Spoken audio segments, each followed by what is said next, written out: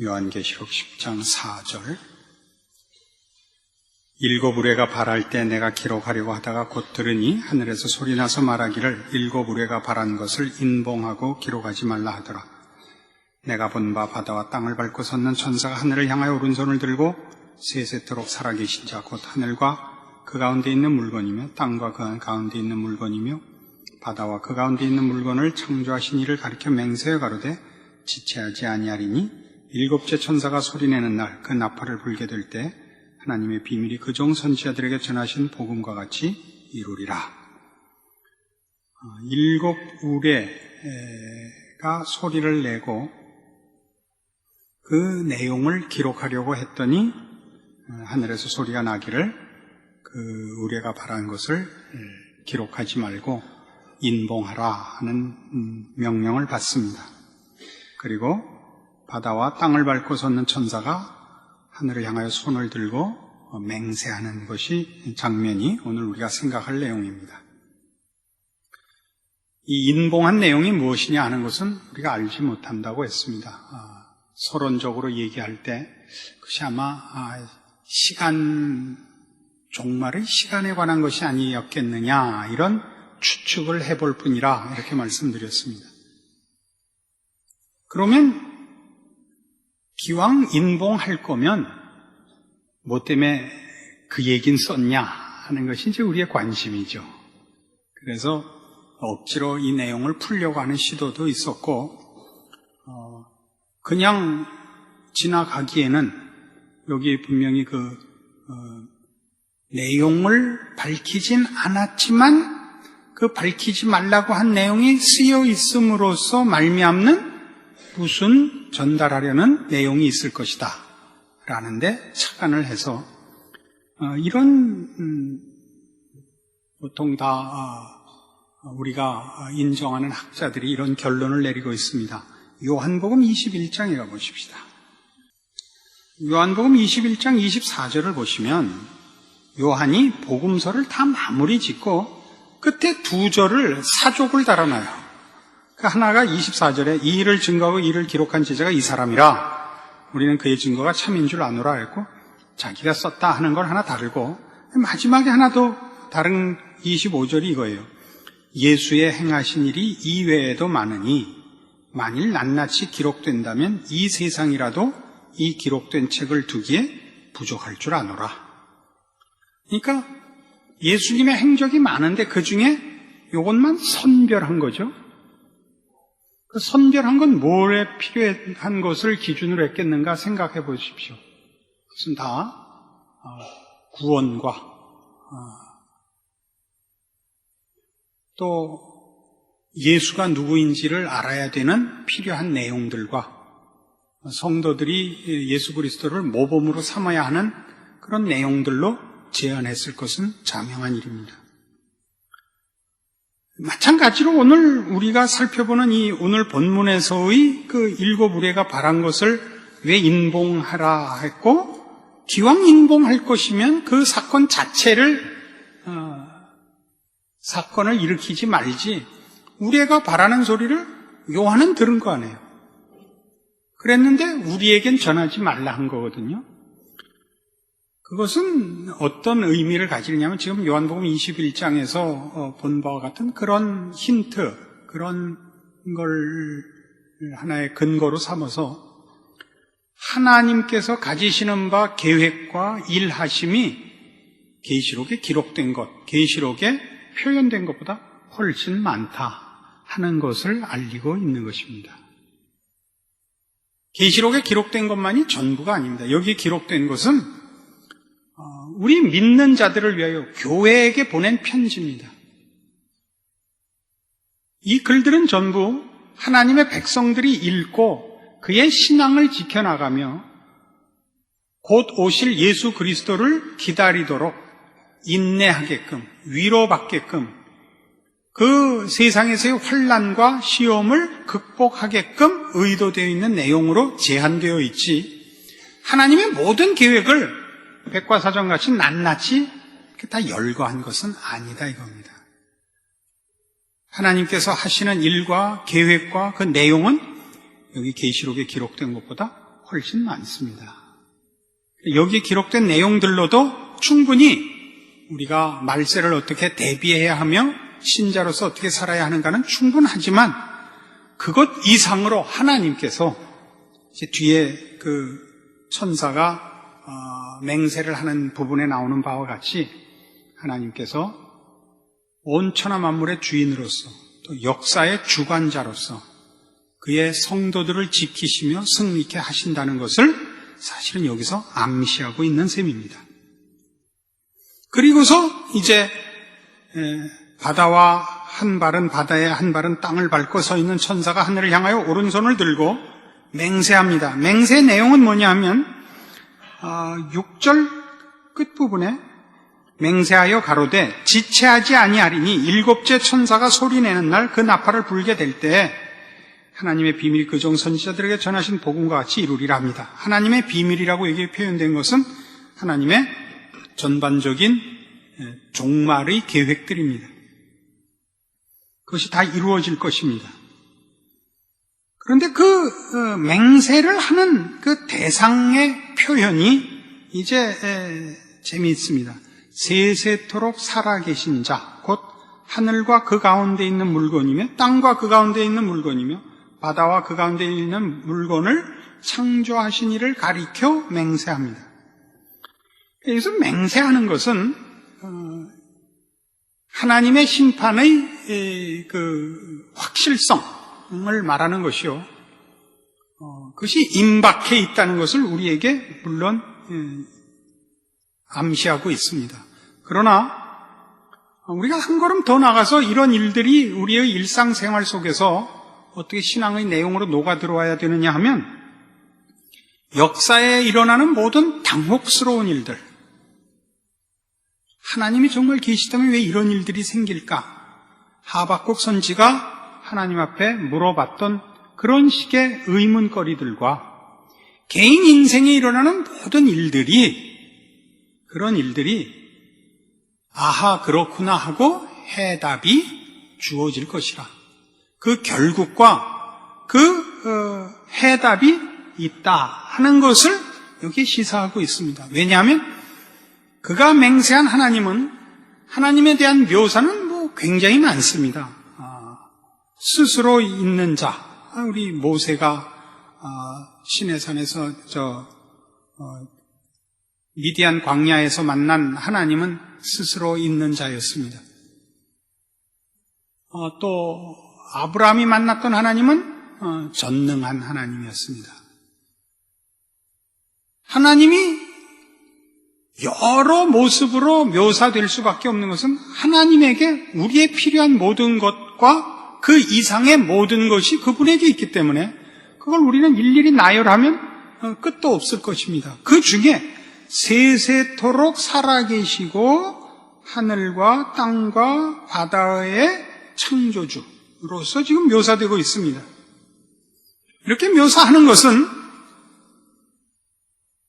그가 영원토록 살아계시기 때문에 어느 한순간에 이미 이루어진 일을 대응하러 나오시는 분이 아니라 영원 전부터 시간과 역사와 모든 우주의 존재들의 기원이시요, 과정이시요, 결국이신 분이기 때문에 이미 일어난 일을 임시 변통하러 오시는 분이 아니다, 이런 얘기입니다. 우리에게 일어나는 어떤 일들도 하나님이 잠깐 외출하셨다 오는 바람에 갑자기 생긴 어떤 재난이 아니고 하나님께서 간섭하시고 인도하신 속에서 허락된 우리가 싫어하는 것들이니까 그런 때는 시련이고 환난이고 그렇지 하나님의 통치와 간섭을 벗어난 무슨 일들은 우리한테 일어날 수가 없는 것입니다. 그런 묘사를 위하여, 그런 내용을 위하여 세세토록 살아계신 자, 곧 하늘과 땅과 바다에 있는 모든 물건을 창조하신 이를 가리켜 맹세하고 있습니다. 모기가 왔다 갔다 해서 그렇습니다. 2달 전만 해도 이렇게 하면 잡았는데 이번에 아프고 나서는 못 잡았습니다.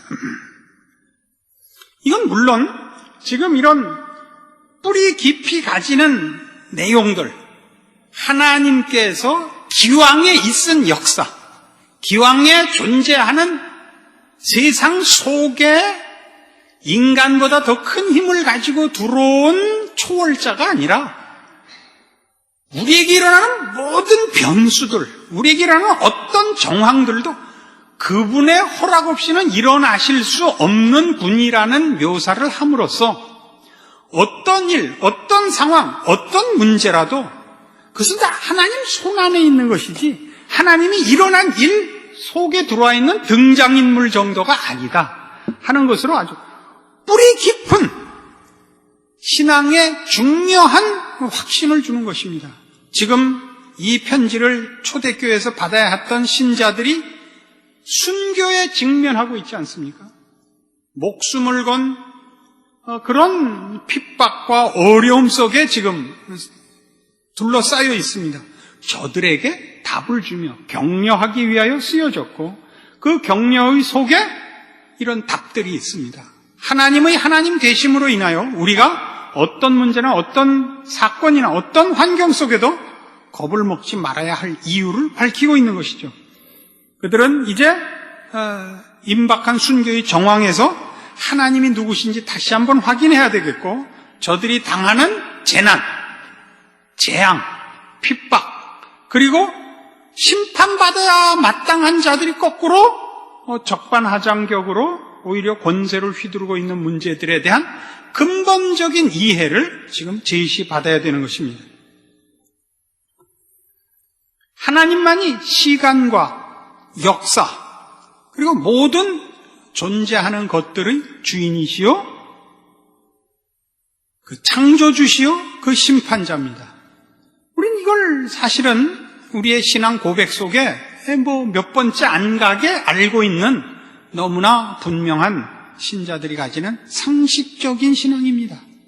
그러나 그것이야말로 사실은 모든 문제를 푸는 답입니다. 하나님이 창조주시고 섭리자시고 심판주시다 라는 것 속에 그 표현 속에서 빠져나갈 수 있는 변수가 뭐가 있습니까?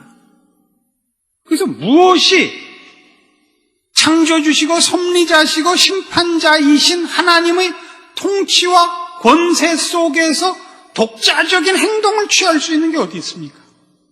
그럼 우리에게 일어나는 어떤 일들도 다 그분의 허락 아래 있는 것이요 인도함 아래 있는 것이라면 그 문제의 해결도 언제나 하나님 손에만 있는 것이죠. 그럼 왜 어려움이 있는가? 우리 처음으로 돌아가서 계시록이 어떤 취지로 씌워졌습니까? 결국 하나님을 반대하는 세력들은 다 심판받고 제거될 것이다. 그러면 왜 하나님의 백성들을 안전한데 먼저 피신시켜놓고 심판을 행하시지 않는가? 거기에는 이런 재난들을 통하여 하나님의 백성들이 정결케 돼야 되는 부분이 있기 때문이다. 이것이었습니다.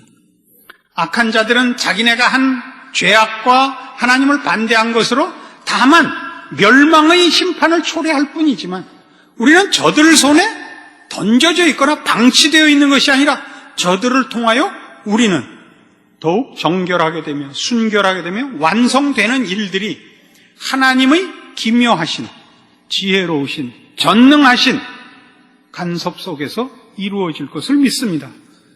그러면 하필 저들을 그런 꼭두각시 노릇을 시키느냐라고 여러분 반문하실 수 있죠. 우리는 그러면 좋지만 저들은 다만 우리 때문에 저렇게 꼭두각시처럼 불려 나와서 악역만 맞다 죽고 마는가? 그렇지 않죠. 저들을 이 역에 부른 것은 어떻게 해서든지 우리의 신앙 고백과 우리의 신앙적인 반응과 자세로 인하여 저들도 구원의 반열에 오게 하고자 하는 하나님의 은혜와 자비로우신 구원의 기회로서 이 역할이 주어져 있는 것이죠. 저들은 다만 악역을 위해서만 부름을 받고 있는 것이 아니라 어떻게 해서든지 우리가 당하는 시련과 재난과 이 세상의 어려움 속에서 하나님 편을 들고 하나님의 사람으로 사는 신앙의 인내와 충절을 통해서 증거되는 하나님과 하나님의 백성된 복들이 저들에게 전달되고 그래서 저들에게도 구원받는 일이 일어나기를 하나님은 의도하고 계시는 것입니다. 그래서 이제 우리가 종말을 놓고 마지막을 내다보고 하는 문제만이 아니라 개인적인 차원에서 생각을 해보자고요. 지난주에도 그렇게 얘기를 했습니다마는 우리가 죽는 날이 개인적으로는 종말입니다. 그러니까 계시록에 기록된 것들이 다 나타나기 전에 우리가 죽으면 우리는 그때가 끝입니다. 우리 모두는 우주적 종말과 함께 개인적 종말을 놓고 성경을 읽고 있어야 됩니다. 그 속에서 뭘 발견해야 되느냐? 하나님의 승리를 내다보고 있습니다. 하나님이 무엇을 승리하십니까? 그의 교회의 승리를 목적하고 계십니다. 예수 그리스도의 십자가로 말미암아 부른 그의 자녀들, 그의 백성들의 승리를 목표로 하고 있습니다. 하나님을 반대하는 자들을 제거하는 심판은 사실은 부수적인 것이고 적극적이고 1차적인 목표는 하나님께서 세우신 교회의 승리, 그가 부르신 성도들의 승리입니다. 그렇죠? 그런데 우리는 그 승리를 반신반의하고 있습니다. 왜 그렇습니까? 일어나는 일이 도대체 하나님이 내 편을 드는 것 같지 않고, 하나님은 잠시 어디 출타 중이신 것 같고, 세상이 득세해 있고 목숨을 부지하려면 세상하고 타협해야 될 것만 같은 위기 속에 늘 우리가 놓여 있는 것을 발견하기 때문입니다. 거기에 대한 답이죠. 거기에 대한 답입니다. 세상이 지금 힘을 갖고 있어 보이냐? 그들이 힘을 갖고 있다면 하나님이 그 힘을 잠시 허락한 것이니라 이겁니다. 그들이 너희를 괴롭히느냐? 너희를 괴롭힐 권한을 하나님이 잠시 허락했느니라. 우리가 욥기에서 얼마든지 봤죠? 사탄이 여기저기 두루 돌아 하나님 앞에 와서 고소할 거리를 갖고 오죠.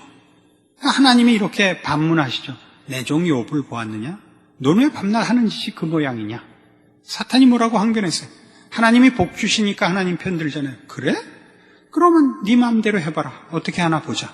그래서 시험이 시작되고 시련과 재난이 시작되지 않습니까? 하나님의 허락 속에서 일어납니다.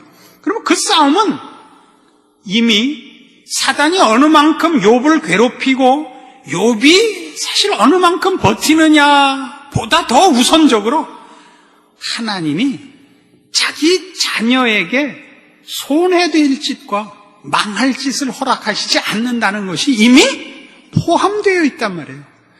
그렇게 해서 정말 욥이 누구 편을 드나 보자라고 하나님이 사탄하고 자존심 경쟁을 하고 있는 것이 아니라 하나님이 그의 자녀로 선별한 욥의 더 필요한 부분을, 마지막 남은 부분을 정금같이 연단하기 위하여 그 일들을 허락했다는 것을 우리가 욥기를 통해서 봅니다. 마찬가지입니다. 그래서 우리는 다시 이 시점에서 로마서 8장의 이 말씀을 기억할 필요가 있습니다.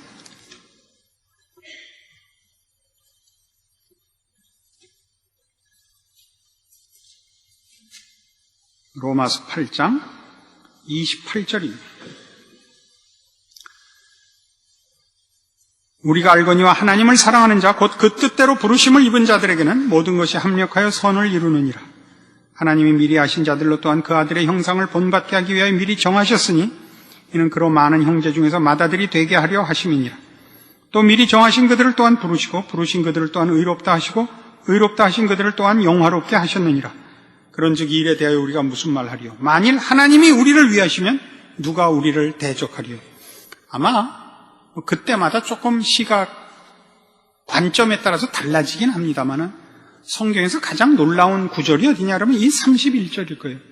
하나님이 우리를 위하시면 누가 우리를 대적하리요? 하나님이 우리를 편들면 도대체 누가 어떻게 우리를 망칠 수 있느냐 이거예요. 하나님이 우리를 위하시면.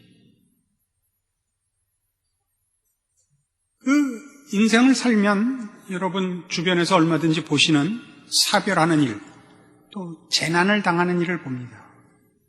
특별히 갑작스러운 교통사고나 무슨 천재지변에 의해서 가까운 이들을 잃는 수도 있고 고칠 수 없는 병에 갑자기 들어서 말년에 어찌 손 못 써보고 이렇게 생을 마감하는 이들을 만나기도 합니다. 그때 모두가 당황하고 놀랍니다. 어떻게 이런 일이 생기는가? 다시 한 번만 생각해 보세요. 그런 병이 안 걸리고 그런 교통사고가 안 나면 평생을 사는 거예요? 영원히 사는 거예요? 그렇지 않죠. 여러분 다 시한부 인생 안에 몇십 년인지를 정확히 모르지만, 그죠? 누구나 죽는 걸 알고 있고, 이제 여러분 중에 앞으로 50년 살 사람 있어요? 애들은 빼고. 우리 이동영 목사가 어느 날 병원에 갔다 왔는데 시한부 인생이라는 거예요. 우리가, 야, 뭔데? 50년밖에 못 산대. 그렇지만 그건 시한부 맞아요. 우리 모두는 여러분 각자가 지금 여러분 나이를 잘 계산해 보세요. 50 넘었으면 앞으로 그저 30년 남짓 아니겠어요? 그렇게 남은 사람들은, 그러니까 당신은 암 말기요. 2년 남았어. 1년 남았어. 그러면 펑펑 울고 우느라고 아무것도 안 하고, 그런 거 안 해주면 몇십 년 안 남은 게 뻔한데 또 아무것도 안 해요. 아무도 죽음을 준비하지 않는다고요. 하나님 만날 준비를 안 해요. 그러다 당신 이제 얼마 안 남았어 그러면 갑자기 억울해해요. 뭐가 억울해요? 똑같이 암 같은 거 걸려서 얼마 남았습니다 그러면 훨씬 쉽죠. 계산하기가. 정리하기도 쉽고 갑자기 교통사고로 죽는 것보다 낫지. 안 그래요? 그 자다가 무슨 심장마비로도 죽고 뇌출혈로도 죽고 여러 가지로 불려가게 되어 있어요. 다른 건 다 안 억울하고 그런 때만 억울하다 그러는 거는 말이 안 맞아요. 그렇게 알게 하시는 거는 준비케 하시는 거죠. 그러니까 우리에게 일어나는 어떤 일도 우리를 손해시킬 수 있는 것이 없다고요. 28절이었죠. 우리가 알거니와 하나님을 사랑하는 자 곧 그 뜻대로 부르심을 입은 자들에게는 모든 것이 합력하여 선을 이루느니라. 왜요? 하나님이 우리 아버지시니까. 종말이 왜 있어요? 이 많은 재난들이, 이 재앙들이 왜 있어요? 우리를 위해서 있는 거 아니에요? 우리를 위해서. 우리의 승리를 위해서, 우리의 영광된 승리를 위해서 준비된 거 아니에요? 만일 하나님이 우리를 위하시면 누가 우리를 대적하리요? 여기에 말하자면 종말을 내다보는 성도들의 신앙에 자신이 있는 거예요. 종말이란 게 뭐예요? 이 역사와 우주가 끝나는 날도 종말이고 내가 죽는 날도 종말 아니에요. 내가 내 인생을 끝내고 하나님 앞에 나갔을 때 자신이 있는 근거가 뭐예요? 하나님이 내 편이시니까. 이 역사와 온 우주 만물을 지으신 이가 나를 편드시니까. 그 가장 굵은 증거가 뭐죠? 32절에 나와요. 자기 아들을 아끼지 아니하시고 우리 모든 사람을 위하여 내어주신 이가 어찌 그 아들과 함께 모든 것을 우리에게 은사로 주시지 아니하시겠느냐. 아들까지 줬는데 뭔들 더 아끼시겠습니까? 성경의 표현은 굉장히 논리적입니다. 설득력이 있죠.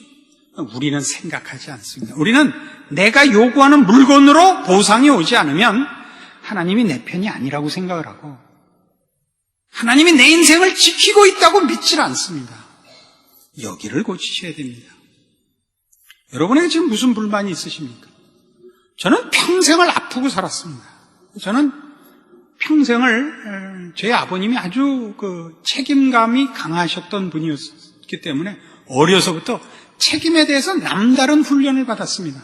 꼭 긍정적으로 받은 건 아닙니다. 아주 성질나게 훈련을 받았습니다. 확 죽어버릴까 보다는 생각을 어려서부터 해야 되게 훈련을 받았습니다. 그래서 인생을 책임 외에 다른 거 할 줄을 모르고 사실은 살다시피 이렇게 왔는데 아무 불만이 없습니다. 제가 아픈 데 대해서도 여러분 보고 제가 그랬죠. 여러분 제 아픈 거에서 걱정하시지 말라고. 여러분 일이나 걱정하라 그랬죠. 저는 아플 때 설교가 훨씬 좋습니다. 왜 좋으냐고요? 세상과 타협할 것도 없고 겁날 게 없어요. 가지고 아픈데 언제 죽을지 모르는데 하고 싶은 얘기나 콱 하자. 그냥 성질 다 부리고 아플 땐 설교가 그냥 번쩍번쩍해요. 저 건강해지면 조금 겁을 내요. 왜래? 아픈 게 좋아요. 설교만 할 수 있다면. 여러분에겐 그게 복일 거예요. 그럼 우리 인생은 안 그런가요? 여러분 인생에 있어서 뭔가 아쉽고 뭔가 모자라서 여러분이 그나마 겸손하고 그나마 고개 숙이고 살고 있지 않나요? 여러분에게 좀 더 재주가 있었으면 벌써 뭐 했을까요? 저거 했을걸요? 뉴욕의 쌍둥이 빌딩 하다가 작년에 폭격당했을걸요?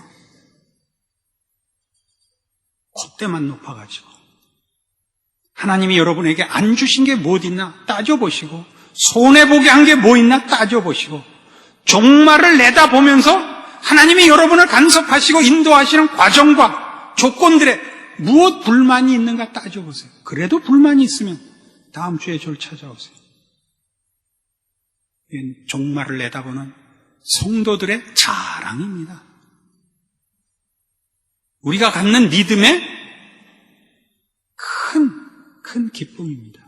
이런 기쁨과 자랑이 여러분을 붙잡으셔서 살든지 죽든지 겁날 것이 없는 하나님의 사람으로의 존재와 여생을 지켜내시기 바랍니다. 기도하십시다. 하나님 아버지 은혜를 감사합니다. 하나님이 우리 아버지시고 우리를 위하시며 그 아들을 아끼지 아니하셨는데 하나님께서 우리에게 안 주신 것이 무엇이 있고 섭섭히 하실 일이 뭐가 있으며 외면할 일이랑 어디에 있겠습니까? 우리의 믿음 없는 것을 도와주시옵소서. 하나님께서 우리를 그 아들로 씻으시고 죄와 사망에서 꺼내시고 우리 주 예수 그리스도와 함께 새 생명 얻게 하신 것을 기억해 하시며 그 궁극적인 영광의 승리를 위하여 오늘도 우리를 지키고 인도하고 보호하고 계심을 알게 하시고 믿게 하시고 그래서 승리케 하셔서 이 말씀으로 우리의 여생에 큰 힘을 삼아 하나님의 자녀다운 인생으로 살다가 주 앞에 서게 하시고 우리의 삶과 존재가 이 세상과 주를 반대하는 이들 앞에 조금이나마 주를 알게 하고 저들의 마음을 돌이키는 증거로 쓰임받는 쓸모있는 인생이 되게 하여 주시옵소서. 예수님 이름으로 기도합니다. 아멘.